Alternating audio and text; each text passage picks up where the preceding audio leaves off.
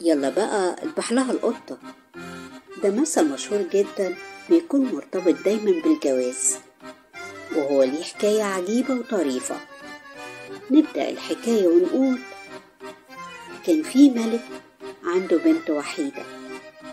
البنت دي كانت عصبية وعنيدة ونكدية.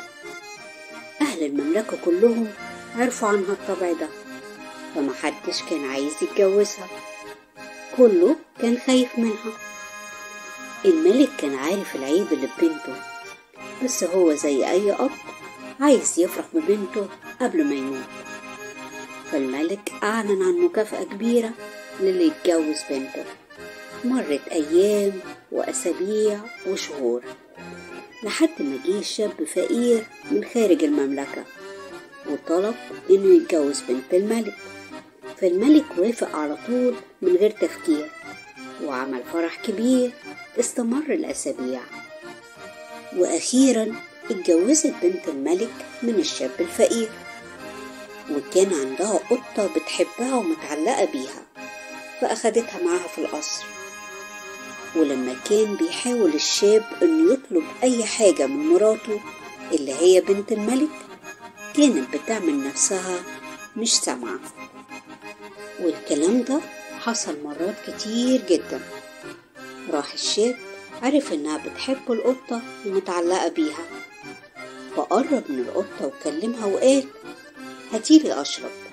وكرر الكلام مرات كتير، والقطة المسكينة مش فاهمة، كل اللي كانت بتعمله إنها تنونو. فالأميرة كانت مستغربة وبتقول لنفسها: هو أنا اتجوزت واحد مجنون؟ ومن تعب الشاب وزهقه وغيظه قرب من القطة وذبحها. فالأميرة جريت بسرعة وصرخت وقالت: انت ازاي تعمل كده؟